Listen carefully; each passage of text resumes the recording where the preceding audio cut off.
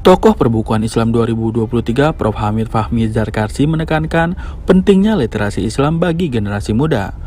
Menurutnya, generasi muda harus memahami kekayaan sejarah Islam di masa lalu. Menurutnya, generasi muda saat ini sangat berbahaya jika tidak diberkaya dengan literasi Islam, karena generasi saat ini yang akan membawa peradaban Islam ke depan.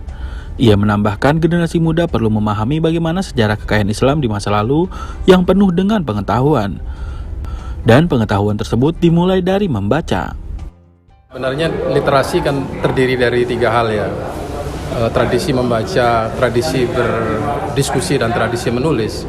Jadi kualitas dari sebuah tulisan itu adalah ditentukan oleh bacaan yang sebelumnya dia baca.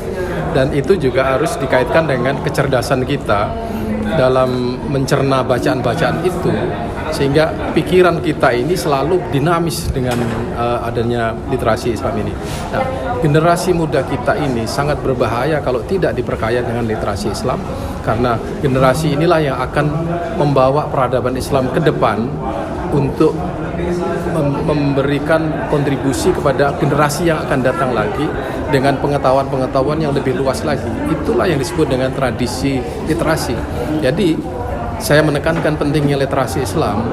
Di sini perlu para generasi muda pertama memahami sejarah, bagaimana kekayaan sejarah kita di masa lalu dengan ilmu pengetahuan mereka yang begitu tinggi, tetapi juga harus paham apa yang mereka lakukan agar pengetahuan mereka tinggi, yaitu dengan membaca. Apapun bisa dibaca, dari literasi asing pun bisa dibaca, sehingga kita bisa melakukan islamisasi sains dan teknologi di masa yang akan datang. Ketua Ikatan Penerbit Indonesia atau IKAPI DKI Jakarta, Hikmat Kurnia menyebutkan, Islamic Book Fair 2023 adalah upaya untuk menghidupkan literasi.